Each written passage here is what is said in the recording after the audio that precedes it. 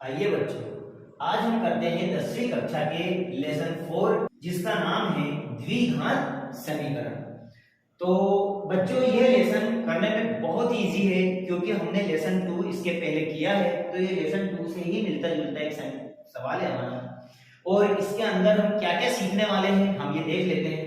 तो इस लेसन के अंतर्गत हम द्विघात समीकरण क्या है, इसे कैसे बनाया जाता है, या किस तरह से इक्वेशनों को पढ़कर या फिर मानों को पढ़कर हम द्विघात समीकरणों को बता सकते हैं कि ये द्विघात समीकरण है या नहीं है, इसके अंतर्गत हम यहाँ पर जानेंगे। या हम देखकर कैसे बताएं कि यह द्विघात समीकरण है या नहीं, इसके बारे में हम यहाँ पर पढ़ेंगे।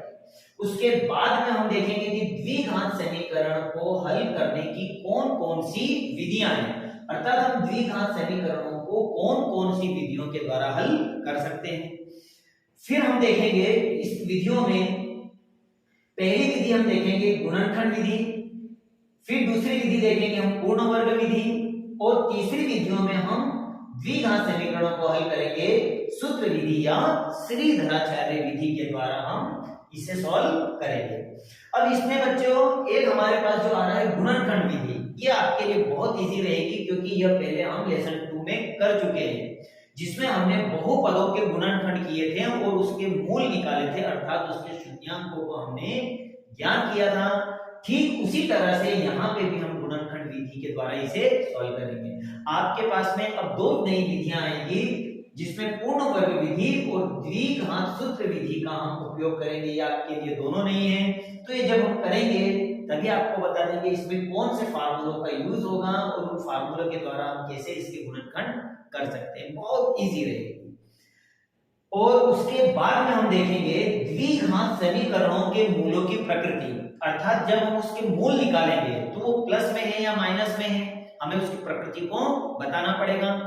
अर्थात यहाँ हम देखेंगे मूलों की प्रकृति कैसी है, वास्तविक है या अवास्तविक है।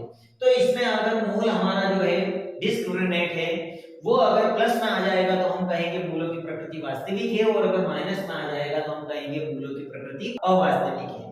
और अगर जीरो आ जाता है अगर मूल, तो हम कहेंगे कि मूलों की प्रकृति वास्तविक एवं बराबर। तो इस तरह से हम इस लेसन के बारे में पढ़ेंगे। तो आइए हम बैक टू बैक एक एक चीज समझते हैं। सबसे पहले हम समझते हैं द्विघात समीकरण किसे कहते हैं। तो बच्चों हमने यहाँ लेसन 2 में द्विघात बहुपद के बारे में बहुत ही विस्तार से पढ़ा था। तो द्विघात बहुपद हमने क्या देखा था, जैसे उदाहरण ले लेता हूं मैं कि 4x² + 6x + 2, ये मान लें कि हमारा एक द्विघात बहुपद है। तो बच्चों इसमें अगर मैं 0 और लगा दूं तो यह कहलाएगा द्विघात समीकरण। अब ये हो गया द्विघात समीकरण। तो बहुपद और समीकरण में कोई ज्यादा अंतर नहीं है, उसमें जी बराबर 0 नहीं लगता है और यहाँ हम बराबर 0 लगाते हैं, बस इतना सा डिफरेंस है।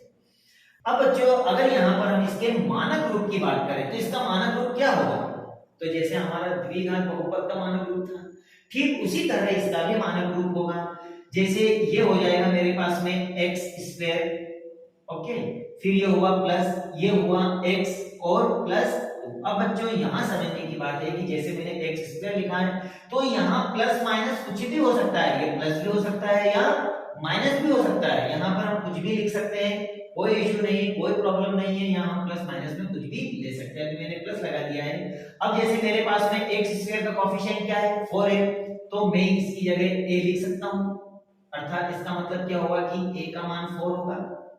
अब उसी तरह से यहाँ पर x का कोएफिशिएंट अर्थात गुणांक क्या है, b में ले सकता हूँ, तो मैं कह सकता हूँ कि b का मान यहाँ क्या हो गया, 6 हो गया। अब उसी तरह से मेरा एक अचर पद होगा जिसको मैं कहूंगा c, जो मेरे पास में इक्वल में क्या होगा, 2 होगा। तो इस तरह से ये इसका एक मानक रूप बन जाएगा, अर्थात मैं कह सकता हूं कि ये हमारे पास में इसका एक मानक रूप हुआ। अब बच्चों यहाँ हमें एक चीज बहुत ही ज्यादा ध्यान देना है कि ax² + bx + c = 0 तो होता है, जहां मैं लिखूंगा कि a नॉट इक्वल होना चाहिए 0, अर्थात जो मेरा a वो 0 नहीं होना चाहिए। मगर क्यों? क्योंकि मेरी द्विघात समीकरण का नियम क्या कहता है, द्विघात समीकरण का नियम ये कहता है कि इसमें जो चर पद है उसकी सबसे बड़ी घात 2 होना चाहिए। अर्थात मैं कह सकता हूं कि द्विघात समीकरण का नियम है कि जिसमें चर की सबसे बड़ी घात 2 होना चाहिए। अर्थात सबसे बड़ी घात क्या होना चाहिए? 2 होना चाहिए। अर्थात इसकी सबसे बड़ी घात 2 होना चाहिए। तो ये द्विघात समीकरण है। अब अगर मैं b का मान और c का मान अगर 0 रख दूं तो ये द्विघात समीकरण होगा या नहीं होगा? ये भी हमें समझने की जरूरत है। बिल्कुल होगा, क्योंकि हमारा नियम कहता है कि चर की सबसे बड़ी घात 2। अगर मैं यहाँ 0 रखता हूं तो मेरे जो मान बनेगा वो x स्क्वायर प्लस c हो जाएगा, क्योंकि मैंने यहाँ 0 रखा है तो ये 0 में विलय हो जाएगा अगर b का मान मैं 0 रखता हूं तो ये द्विघात समीकरण है, क्योंकि इसमें चर की सबसे बड़ी घात 2 है। अगर मैं c का मान अगर 0 रख देता हूं तो मेरे पास बचेगा ax स्क्वायर प्लस bx बचेगा। यहाँ भी मैं देख रहा हूं कि मेरी चर की सबसे बड़ी घात 2 है, अर्थात ये द्विघात समीकरण है। अगर मैं दोनों जगह ही 0 रख दूं तो मेरे पास बनेगा ax स्क्वायर। अब मेरे पास में b का मान क्या हुआ? वो भी 0 हो गया और c का मान भी क्या हो गया?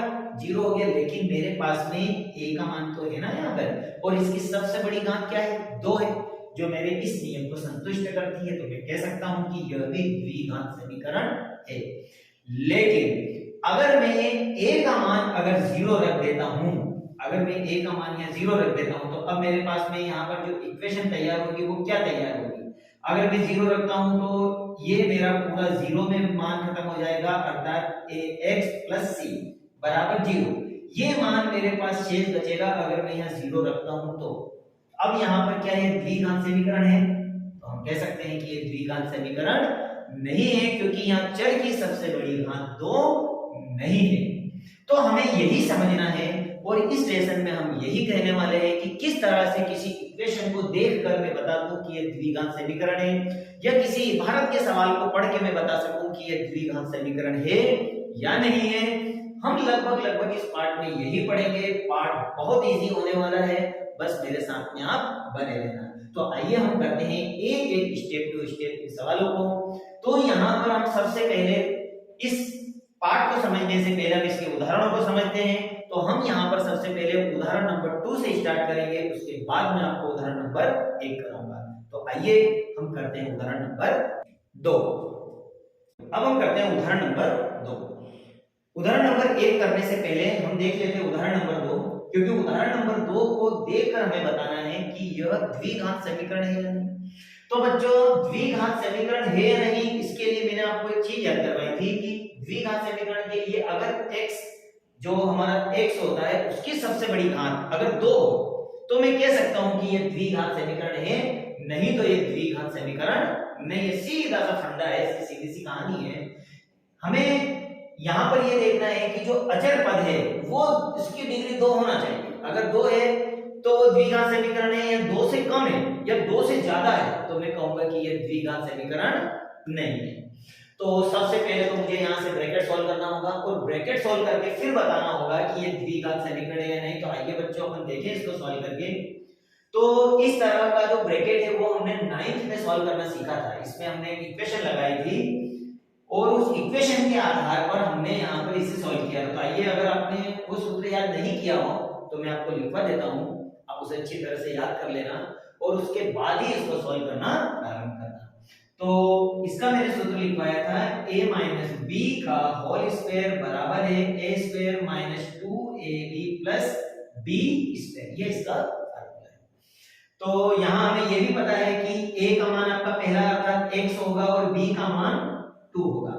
तो इसमें जहां भी a आया है वहां मुझे x लिखना है और जहां b आया है वहां 2 लिखना है और इसमें इसको जमा देना है। तो देखो इसको किस तरह से करना है। तो आप इसे सूत्र के आधार पर इसे जमाओगे, x का होल स्क्वायर, उसके बाद में आपके पास है माइनस, तो माइनस 2 मल्टीप्लाई x मल्टीप्लाई 2 और प्लस 2 का होल स्क्वायर और प्लस आपके पास में 1 है तो 1 लगा दीजिए और इक्वल में 2x माइनस। तो ये हमारा मान बन गया। अब हम यहाँ पर इसको सॉल्व कर लेते हैं और फिर इसके अंदर प्रत्यारोपण कर लेंगे। तो ये हो जाएगा x की घात 2, 2 दूनी 4x और प्लस 2 2 4 और प्लस 1 और इक्वल में हो गया 2x माइनस 3। अब हम इन दोनों को इक्वल के इधर ले आते हैं, तो ये होगा x की घात 2 माइनस 4x, और जब मैं 2 को इधर लाऊंगा तो ये हो जाएगा माइनस 2x, है ना, और प्लस प्लस दोनों जुड़ जाएंगे, 4 और 1 हो जाएंगे 5, और इसको इधर लाऊंगा तो प्लस 3 बराबर 0। अब जब मैं इन दोनों को सॉल्व करता हूं तो x की घात 2 माइनस माइनस प्लस, लेकिन निशान क्या रहेगा, माइनस का, 4 और 2 कितने हो गए 6x, प्लस प्लस ये हो जाएगा प्लस 5 और 2 हो गए 8 बराबर 0। अब बच्चों हमें बताना है कि यह द्विघात समीकरण है या नहीं। अब मैं यहाँ पे क्या देख रहा हूं कि यहाँ पर जो चर पद है उसकी सबसे बड़ी घात 2 है। हमारा नियम भी यही कहता है कि अगर चर की घात सबसे बड़ी 2 है तो वह द्विघात समीकरण है, और यहाँ मैं देख रहा हूं कि चर की सबसे बड़ी घात 2 है, अर्थात यह द्विघात समीकरण होगा। तो मैं लिख लेता हूं कि यह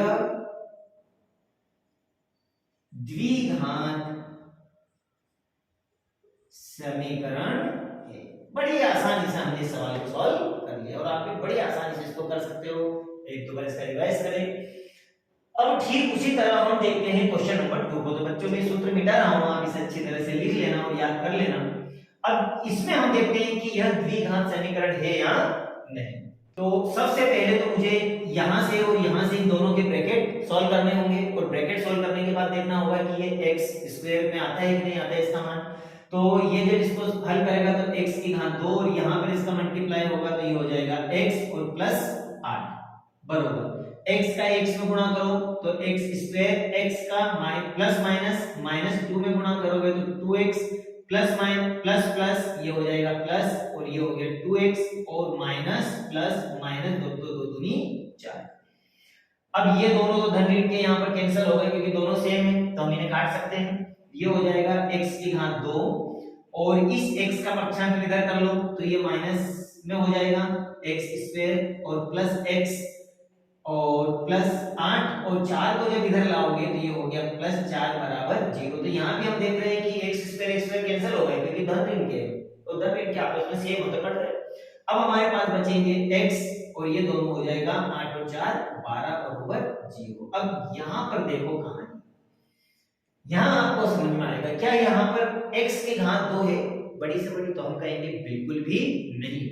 अगर यहाँ x की घात 2 नहीं है तो मैं कह सकता हूं कि यह द्विघात समीकरण नहीं है। तो बड़ी आसानी से हम कह सकते हैं कि अतः यह द्विघात समीकरण नहीं है, और यही आपका आंसर है। अब बच्चों ये दोनों सवाल तो मैंने कर लिए हैं, अब मैं तीसरा और चौथा सवाल यहाँ करता हूं, आप इसे नोट डाउन कर लेना अच्छी तरह से। तो इसे साफ करके अपन तीसरा और चौथा यहाँ कर लेते हैं। आइए बच्चों अब हम करते हैं इसका तीसरा और चौथा सवाल और देखते हैं कि यह द्विघात समीकरण है या नहीं। तो जैसा हमने पहले किया था सेम वैसे यहाँ से पहले ब्रैकेट सॉल्व कर लेते हैं हम। तो x का गुणा इसमें करोगे तो ये हो जाएगा 2x स्क्वायर और प्लस 3x बराबर होगा x स्क्वायर प्लस 1।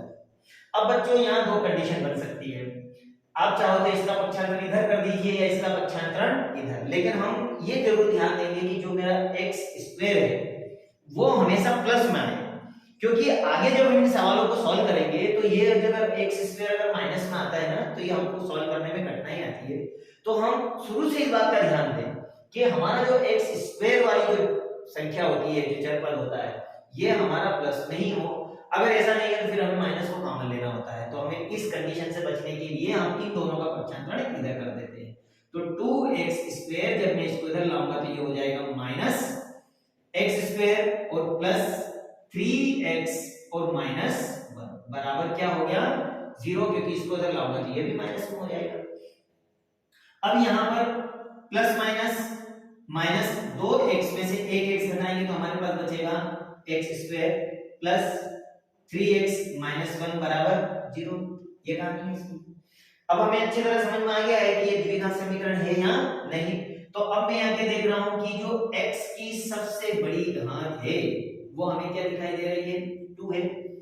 इसका मतलब आप बता सकते हो कि यह द्विघात समीकरण है, बहुत ही आसानी से। तो हम कह सकते हैं कि अतः यह द्विघात समीकरण है और यही हमारा आंसर है। अब हम देखते हैं क्वेश्चन नंबर 4। बच्चों यहां पर भी ठीक इसी तरह मुझे सबसे पहले क्या सॉल्व करना होगा, ब्रैकेट सॉल्व करना होगा, लेकिन यहां पर एक आइडेंटिटी लग रही है। आइडेंटिटी का मतलब होता है एक फार्मूला लग रहा है जो हमने 9th में बहुत अच्छे तरीके से याद किया था। बच्चों कोई प्रॉब्लम नहीं है अगर आपने 9th में नहीं किया है, क्योंकि हम ऐसे भी 10th में आ चुके हैं। अब याद कर लेना 10th में इसका मैं फार्मूला लिखा देता हूं, पहले तो वो फार्मूला अच्छी तरह से याद करना। इसका फार्मूला होता है a प्लस बी का होल क्यूब बराबर a की घात 3 प्लस b की घात 3 प्लस 3ab ब्रैकेट में a प्लस b। अब आपको याद आ रहा होगा कि आपने 9th में ये फार्मूला याद किया था, क्योंकि इसी के बेस पर आपने लेसन 2 के बहुत सारे फार्मूले याद किए थे 9th में और उसके सवाल भी सॉल्व किए थे। तो कोई बात नहीं, हम इसे अच्छी तरह से रिवाइज कर लेंगे और इसको अच्छी तरह से याद कर लेंगे। अब यहाँ हमें मालूम है कि a का मान हमारे पास x है और b का मान 2 है, तो इसमें जहां पे भी आएगा वहां x लिख दीजिए, जहां b आएगा वहां 2 लिख दीजिए, इसको जमा दीजिए। तो देखो उसी आधार पर मैं इसको जमाता हूं। तो यहाँ a की जगह में लिखूंगा x का होल क्यूब प्लस b की जगह में लिखूंगा 2 का whole cube plus 3 multiply x multiply 2, ये मैंने जमा दिया और ब्रैकेट में x प्लस 2 और ब्रैकेट बंद। अब इक्वल में आ रहा है मेरे पास x की घात 3 माइनस 4। ओके ठीक है ना। अब यहां से हम इसका मल्टीप्लाई करके ब्रैकेट सोल्व कर लेंगे। इसको 3 बार लिखोगे तो x की घात 3 आएगा, प्लस इसको अगर 3 बार लिखोगे 2 2 2 दूनी 4 4 4 4 दूनी 8, क्योंकि इसकी घात 3 है तो ये 8 हो जाएगा, प्लस 3 3 3 दूनी 6x हो गया, ठीक है ना। और ब्रैकेट में x प्लस 2 बराबर x की घात 3 माइनस 4। अब बच्चों यहां से हम ब्रैकेट को और सॉल्व कर लेते हैं। तो जब इस ब्रैकेट को सॉल्व करेंगे तो x की घात 3 प्लस 8 और प्लस में हो जाएगा 6 कम 6x की घात 2, क्योंकि x x में मल्टीप्लाई करेगा, और प्लस 6 6 6 दूनी 12x और बराबर में हो गया x की घात 3 माइनस 4। अब बच्चों हम इन दोनों का पक्षांतरण कर लेते हैं इधर इस तरफ। तो जब इन दोनों का पक्षांतरण करेंगे तो x की घात 3, इसको इधर लाओगे तो माइनस x की घात 3 और प्लस हम इसकी डिग्रियों को घटते क्रम में लिख लेते हैं 6x की घात 2 और प्लस हम लिखेंगे 12x और प्लस 8 और 4 को इधर लाएंगे तो प्लस 4 बराबर 0। तो ये तो हमने इसको सीरियल बाय सीरियल जमा लिया। अब ये धन ऋण के दोनों क्या हुए, कैंसिल हो गए। अब मेरे पास बच रहा है 6x की घात 2 प्लस 12x और 8 और 4 हो गए 12 बराबर 0। तो हमारे यहाँ पर यह द्विघात समीकरण प्राप्त हुई। अब बच्चों यहाँ से हम एक काम और भी कर सकते हैं, हम इसे और भी सिंपलीफाई या इजी कर सकते हैं। देखो यहाँ से 6 कॉमन निकल रहा है, अगर आप चाहो तो 6 को कॉमन निकाल लीजिए और नहीं चाहो तो यह भी हमारा आंसर है, कोई प्रॉब्लम नहीं है। हम ये भी आंसर अगर डाल देते हैं तो हमारा उत्तर गलत नहीं होगा। और अगर आप चाहते हो कि हम इसको और इजी करके लिखें तो आप यहाँ से 6 को कॉमन निकाल लीजिए, तो x की घात 2 प्लस 6 6 6 दूनी 12x और ये हो जाएगा 2 बराबर 0 और 6 यहाँ पर आकर डिवाइड हो जाएगा, तो आपके पास बनेगा x की घात 2 और 2x प्लस 2 बराबर 0। अब यहाँ देख रहे हैं हम इसकी सबसे बड़ी डिग्री कितनी है, 2 है, तो यह पर क्या होगा, यह द्विघात समीकरण होगा और हम बहुत आराम से कह सकते हैं कि यह द्विघात समीकरण है और यही आपका आंसर है। तो बच्चों हमने चारों सवालों को बहुत आसानी से किया है, आप इसे अच्छी तरह से रिवाइज कर लेना, क्योंकि यह सवाल ही आगे जाकर आपका बेसिक बनने वाले हैं। Subscribe now and press the bell icon. Never miss an update.